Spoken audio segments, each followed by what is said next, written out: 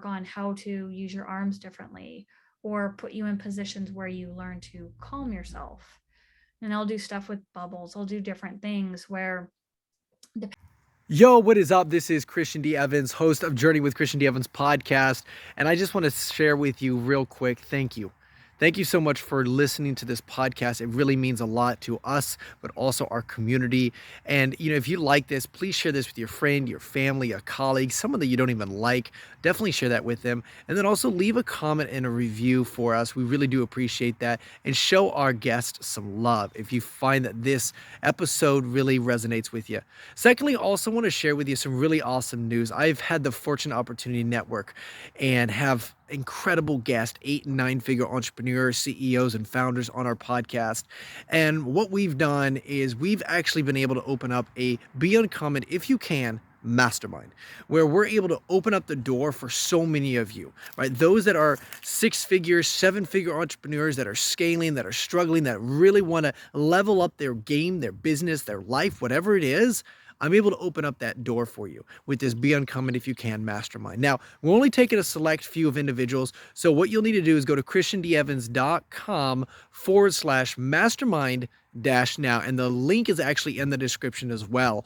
Guys, that is christiandeevans.com/mastermind dash now. We're only opening this up for a select few of individuals that really want to level up their game. You have a conversation with me, see if you qualify. And guys, enjoy the episode. And remember, be uncommon if you can. Cheers.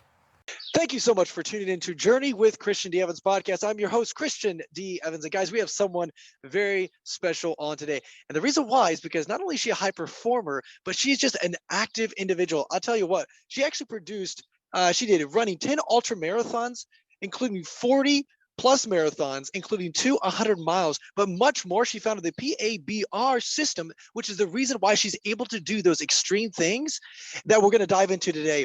She created the PABR Institute with the mission to provide pain, stress, and anxiety relief to those who seek a naturalistic form of treatment when other treatment methods have fallen short, right? Her unique approach comes from her experience treating in a variety of settings and with a wide range of patient populations over the last 12 years. Her background in orthopedics, sports, geriatrics, balance disorders, nerve injuries, and most recently, chronic pain.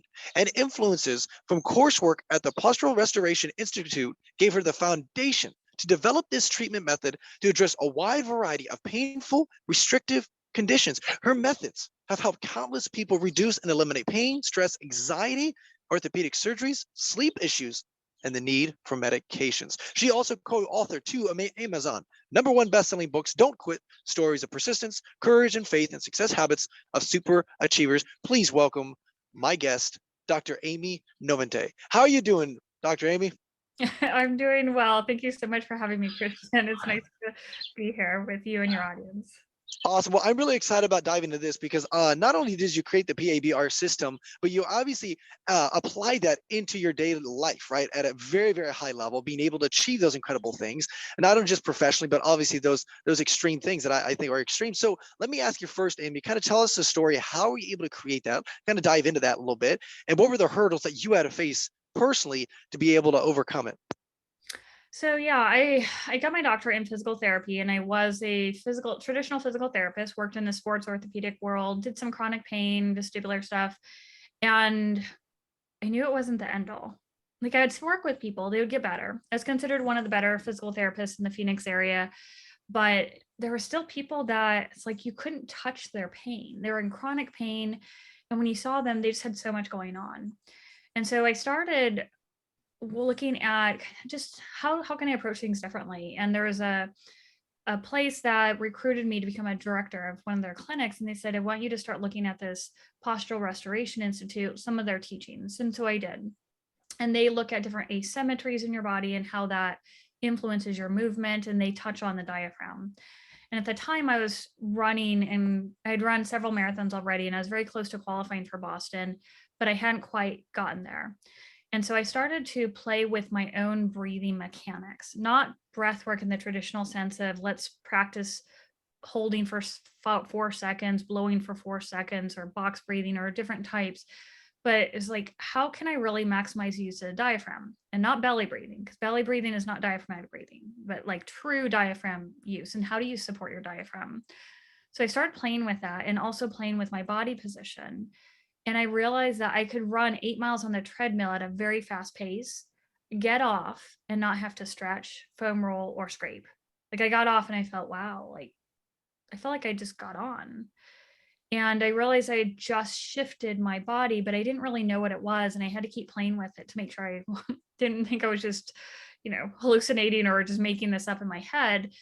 And I realized that I started to calm down my fight or flight nervous system. So, like, if you think about when you're sprinting, you ramp yourself up to go as fast as possible. But then if you think about the opposite, if you're really, really calm, you're in a different state. And so a lot of times when we're running, we immediately go into that fight or flight state and we stay up there and something eventually starts to hurt. But if I could pull myself down from that state, just bring it down notch by notch by notch into as close as possible to parasympathetic relaxation, my body stayed loose. I stayed free flowing. I didn't get the tightness. I didn't get the cramps. I didn't get something pinching or painful. And I could do this. And so I started trying to do this on my own. And that's when I started running marathons faster. I easily qualified for Boston, blew through the qualifying marks. Like it was just night and day, no other changes to my routine, but learning to calm down my nervous system. And so then I started implementing it on other people.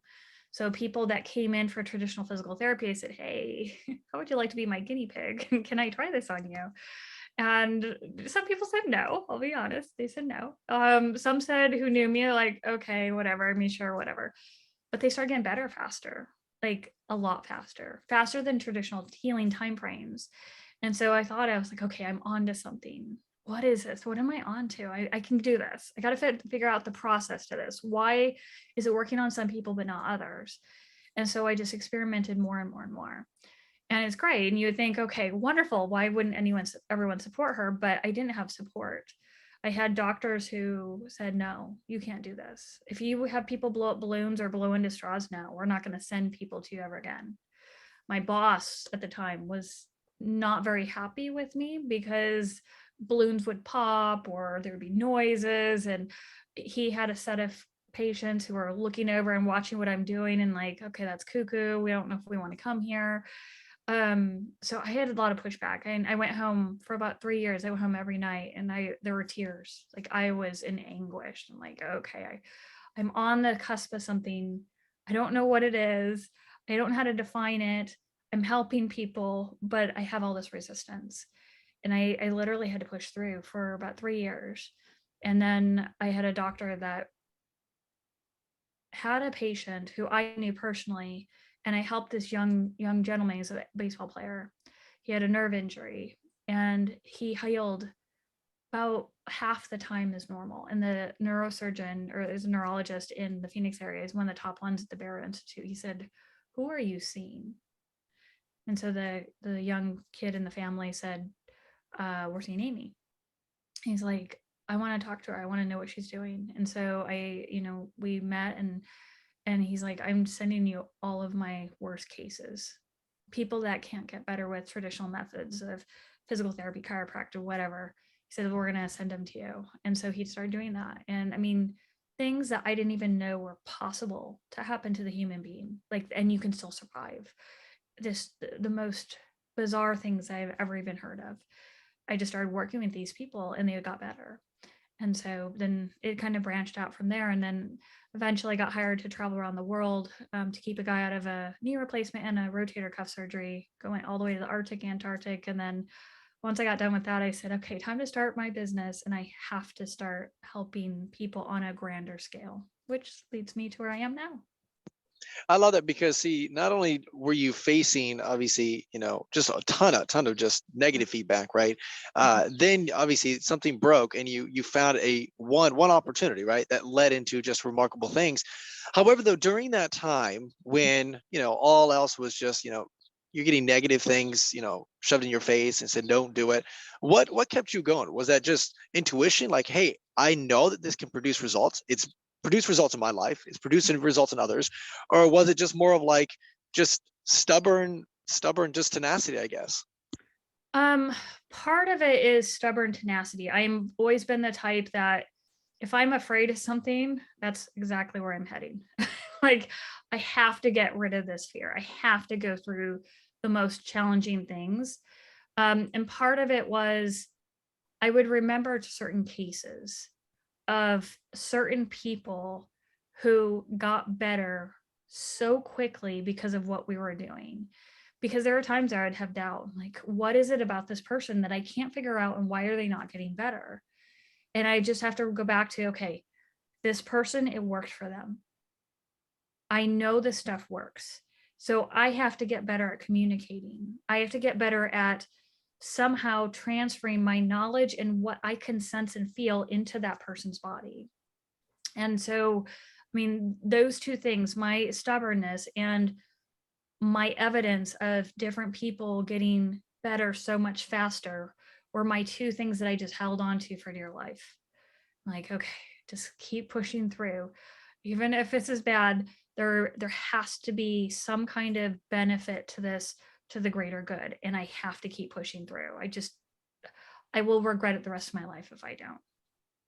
I love that. I love that. And obviously, like you said, now you've been able to develop the fruits of your labor. Now, I would like to dive into PABR, right? Because you said it is different than all these other techniques, right? And there's a lot of techniques out there, definitely with, you got the, individuals that are in the snipers or whatever you call them, SEALs training, right? They do this certain type of breathing. Now, this is a different type. If you would explain kind of our audience what this is, why it's different, and how it can totally affect at a high level. Right. So what we're doing is we're working to get you out of that high alert fight or flight state into parasympathetic relaxation. And we're using your breathing mechanics and your body position. So it's different because a lot of breath work out there says, okay, whatever state you're in, Christian, we're just going to have you practice box breathing now. We're going to have you breathe in for the count of 4, hold for the count of 4, blow out for the count of 4, hold for the count of 4. And we're just going to take you wherever you're at right now and do that. So that's kind of traditional breath work, is we're going to play with your breathing rhythm, the timing, and all that. So what I look at, because of my background, it's like, okay, I want you to change your breathing to use your diaphragm, but is your diaphragm really being used right now? Now we can work to support it. And that's really what we want to get, because when we get the diaphragm, we can use it to stimulate the vagus nerve to calm you down. But the problem is the use of your diaphragm depends on the position of your body. So if your rib cage is elevated like Superman, you're sucking in your gut, you're pulling your shoulders back, you're like Superman, that by default is telling your body you're in a fight or flight state. That takes away support from your diaphragm because you've lifted your rib cage up. You don't have it pulled down. Soon as you lift your rib cage up and you suck your gut up and in, you're in fight or flight state. If you look at any sprinter out there running a race, guess what they do? They suck up their gut, they pull their shoulders back, their chest is out, and they're running for their life. That is your body's cue that you're in fight or flight mode. You change your body position, your breathing is going to reflect fight or flight mode, your body's going to behave like you're in fight or flight mode, your chemistry is going to behave like your fight or flight mode. So they all are in coherence. But we are only supposed to be like that for a short period of time. The rest of our waking and sleeping hours should be in parasympathetic relaxation. So we need to start looking at, how are you positioning your body?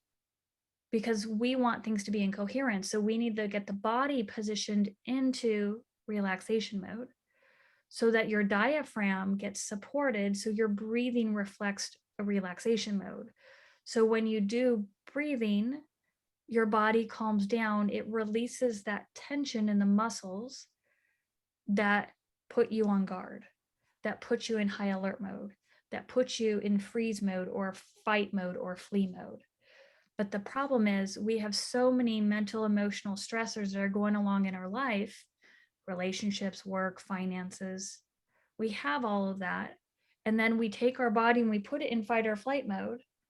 And then we get to a point where you cross a threshold and you develop chronic pain, you develop anxiety attacks, panic attacks, adrenal fatigue, chronic fatigue.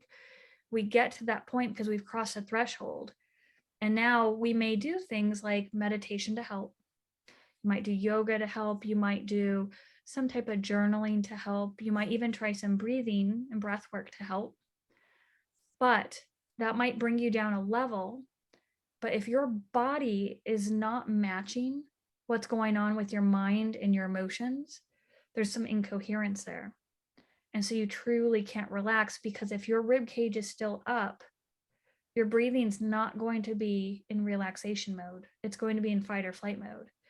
So that's why this is different, is we're working on changing your body position to truly support your diaphragm, so that when you blow out, you feel your whole body just go and just calm down. And you feel the muscles release. So the joints could go back into position. So tissues stop pinching together, contributing to pain. And so that's how we can shift people quickly, is we have to get you so that you can sense the muscle release. You release that guarded sensation throughout your body. Interesting. So, because see, what I always found very interesting is we've all heard of the flow state. And a lot of times people think of the flow state as this high energy, high intense situation. But in fact, what you're saying is it's almost, in order to get in that flow state, or that, really, it's actually the relaxation and that true calmness while you're, developing or producing or deploying your task, whatever that may be. So let me ask you this: with the diaphragm, because we've heard meditation and then it's a discipline, right? Because the first time you meditate, it's like your brain's all over the place. But as you get better at it, it is over a period of time, you're more disciplined, right? So with this diaphragm breathing, right, this true deep diaphragm, what does that trajectory look like? How long does it take to build that? First, you have to be cognizant, aware that it's you're not doing it right properly, and then as well as become disciplined in order to do that on a day-to-day basis or a consistent basis, to keep yourself in a calm state, whether the world's burning up. Right, exactly.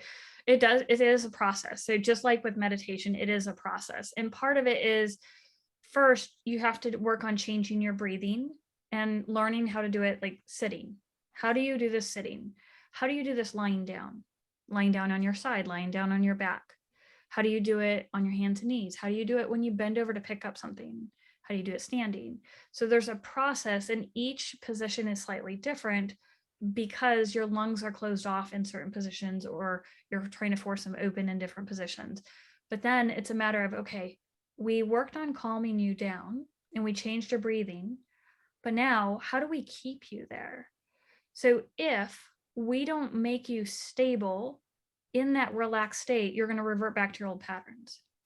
So most people are very, I call back dominant. They're used to using their back muscles for everything. They use their back muscles to reach, to bend over, to kick something, to stand up, to walk. And if we get you to, so you feel your back to relax, then we need to change your stability away from your back to like your thigh muscles and your shoulder blade muscles. So you learn how to walk differently. You learn how to reach differently. And it's truly, this is what we go through. Because when you walk and you use your thighs and you feel your back let go and your hips can now move differently and you swing differently, it's a whole nother ball game. It's, you shift and you just feel this whoosh, calmer. There's so many clients who say, my personality has changed. And my spouse or so-and-so or partner or whoever is like, you're a completely different person. And they are. It's just they've calmed down and now they're not so emotionally reactive. Or they're calm and now they have those executive functions back, where they can think and they can be creative, they can be imaginative, they can produce. Because when you're in fight or flight mode, yes, you can be in that flow state or highly focused on one thing, but it's like, let's produce, produce, produce, produce. It's not, okay, let's consider everything. Let's be imaginative. Let's be creative. Let's come up with other ideas. Let's look at the other side of the coin. So it depends. Like, and I say, what are your intentions?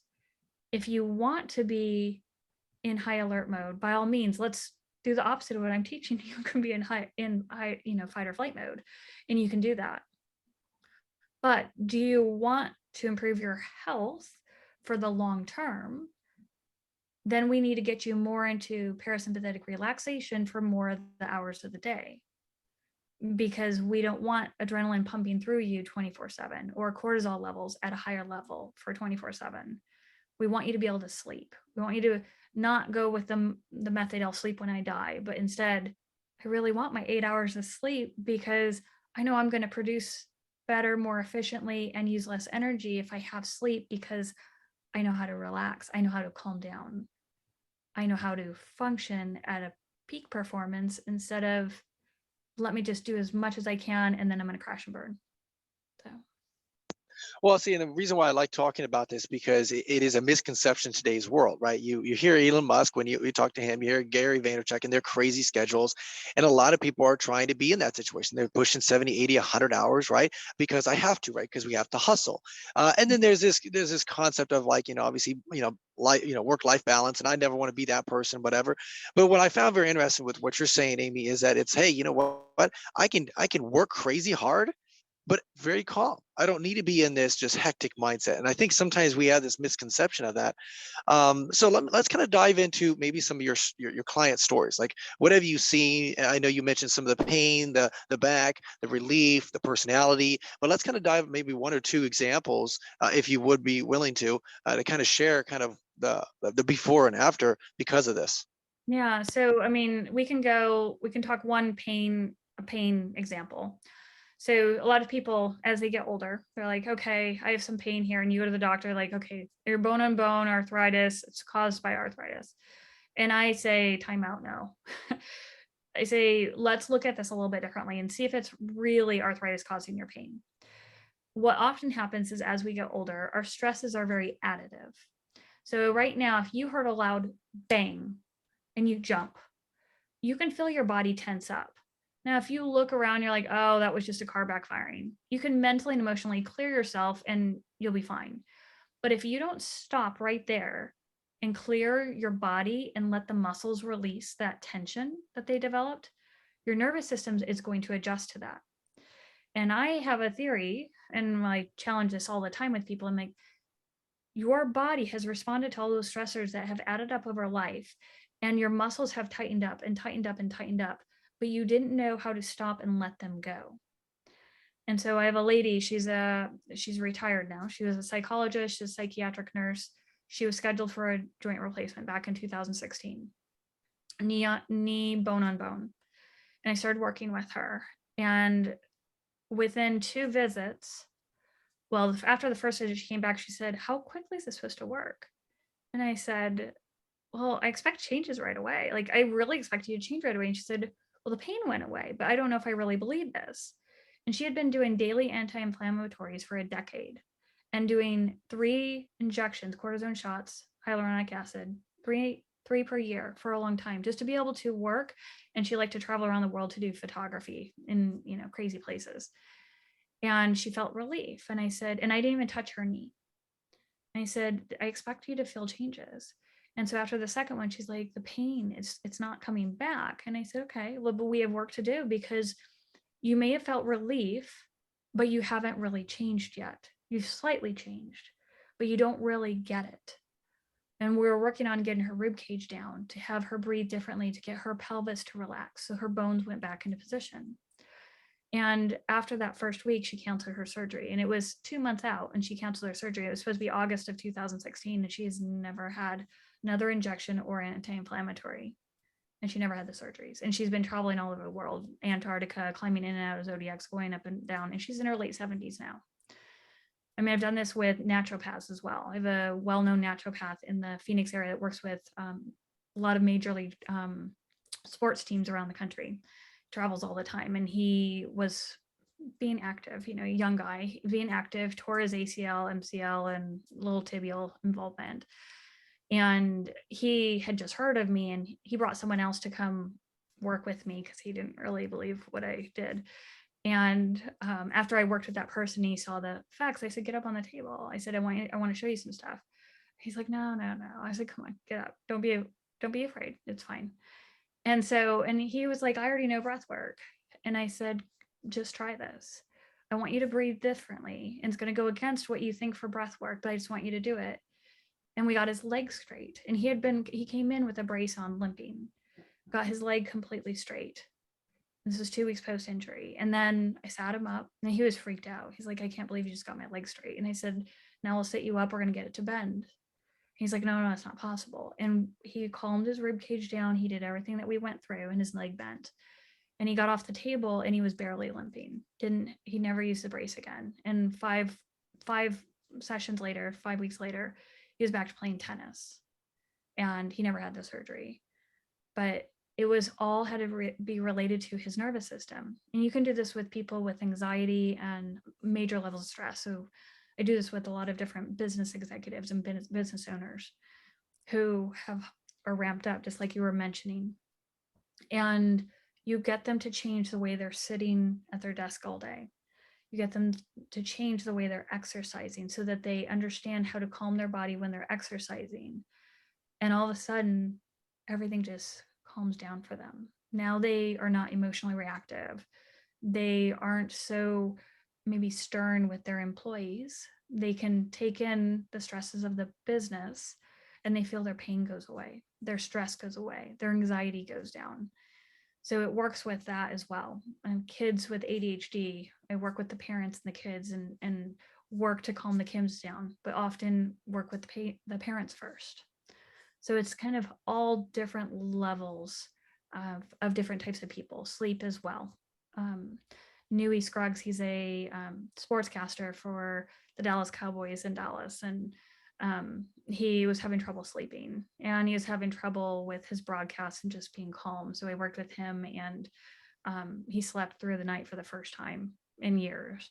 And then now he uses this. I have a little video of him. He's like, I use this straw in between sportscast. He's like, I'll go and do one, and then I'll go and practice. No one knows I'm doing this. I'm practice all by myself, and I calm myself down.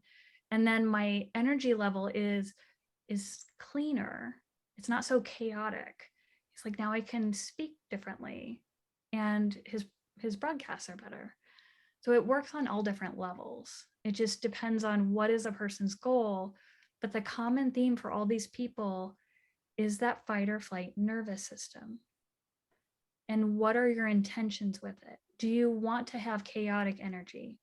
Then suck up your gut, stick your chest out, and have chaotic energy, if that's what you want to get across. And some people, like Tony Robbins, that's what he wants to do. But do you want to have a calmer energy and draw people in? Then you can calm yourself down. You can still be ramped up a little bit, but have a calmer sense. Or do you want to be on a really low level where you're just putting everyone to sleep, including yourself? And you can do that too. So it's just, what are your intentions and how can you use it to help you get what you want?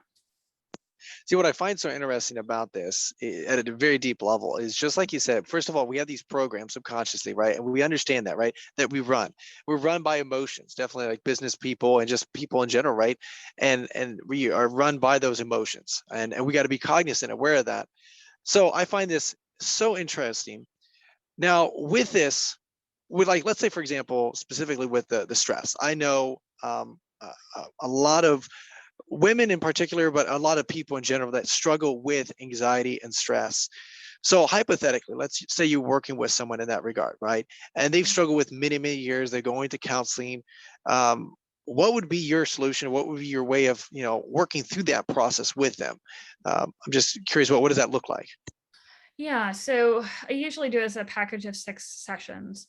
The first session is kind of discovery, evaluation, hour and a half. We're going to go through everything that's going on in their life, and see, okay, what medical stuff, what stressful things, emotional things that are going on.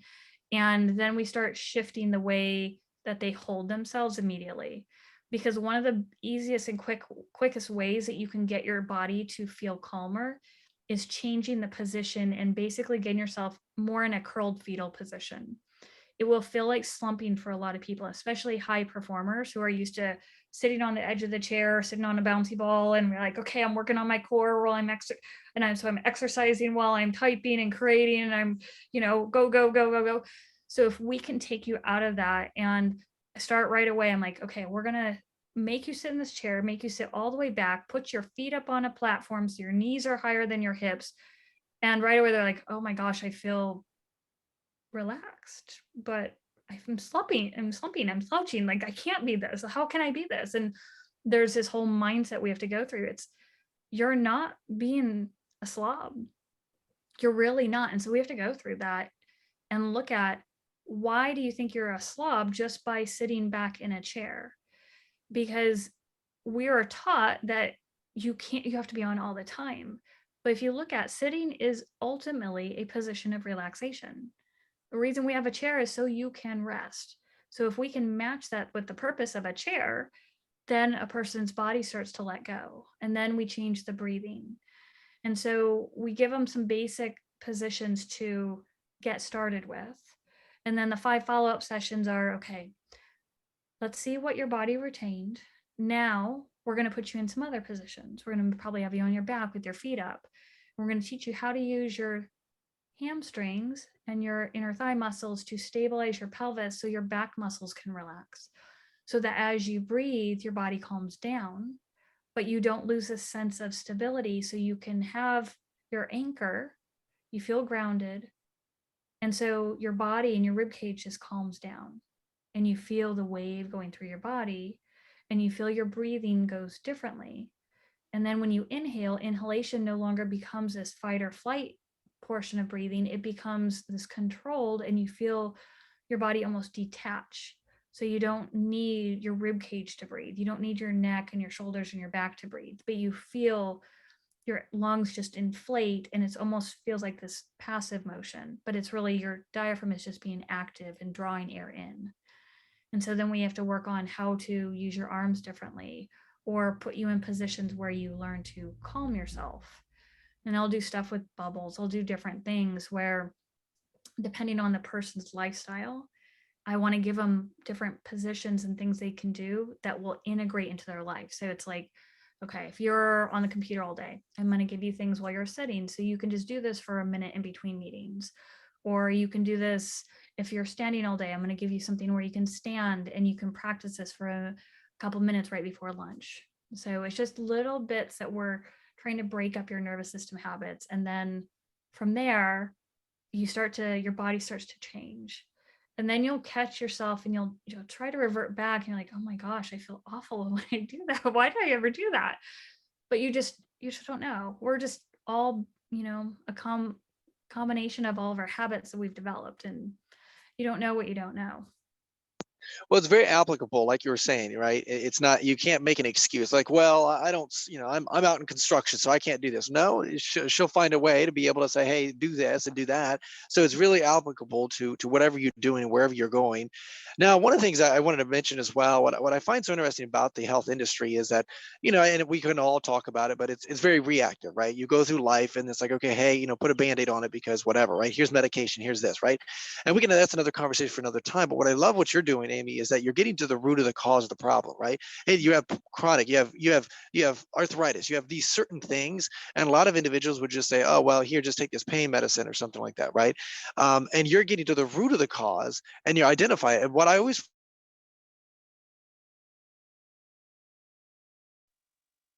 find so interesting about this here is that it's just like, the gut health, right? It's a lot, it has to do with the holistic side of things. And that's what I think a lot of people don't understand. I'm very young and I got a lot of energy, but I'm going to be honest with you, just share with you, I rely a lot on caffeine to keep myself in this state of high energy, high focus, move, go, and that's it. That's one of the reasons why I'm asking these certain questions selfishly, because I'm realizing, okay, that's not healthy long term, right?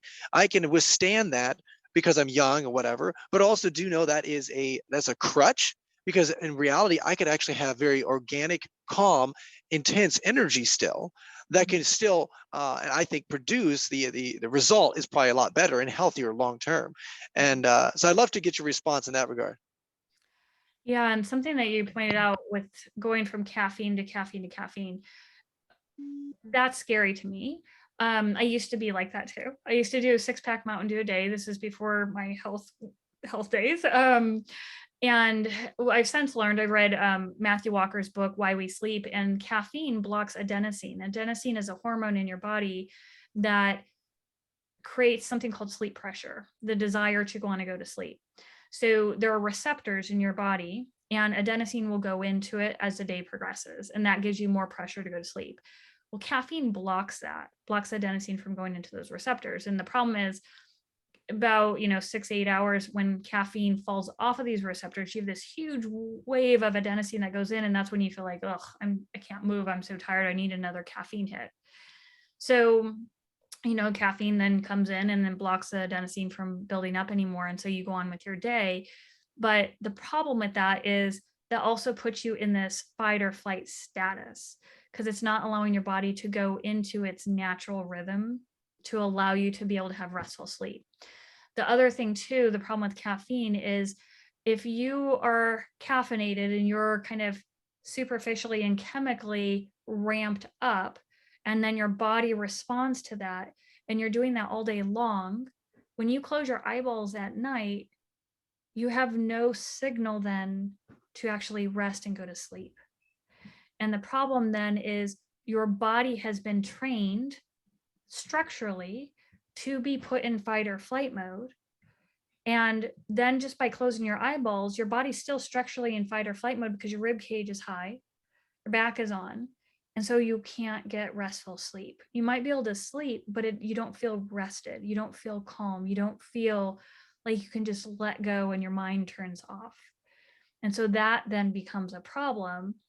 And you get into this cycle. And then, of course, if you're not getting restful sleep, there's a lot of other issues that come along with that. But it's hard to wean off of caffeine because there's an addiction to it. So it's really hard.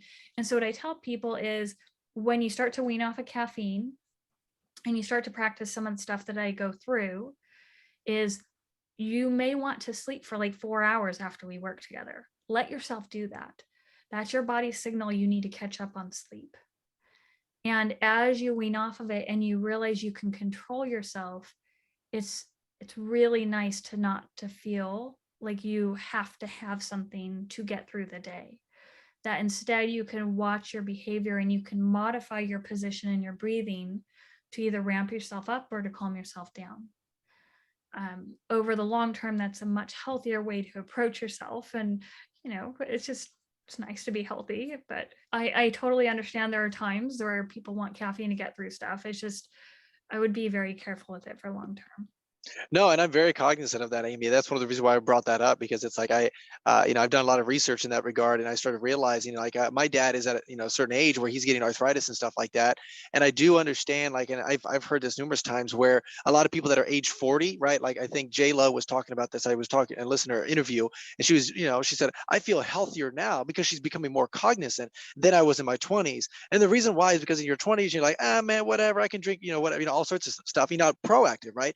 And that's what I realized. I'm 28, and so I want to be proactive. And I start realizing, actually, if I get it, it's just like investing, right? You just invest in your body, right? It's a compound effect, but in that regard. So I think that's awesome. So Amy, I know you're working on some cool, awesome course for a lot of individuals to be part of your community. Tell us a little bit about that, Amy.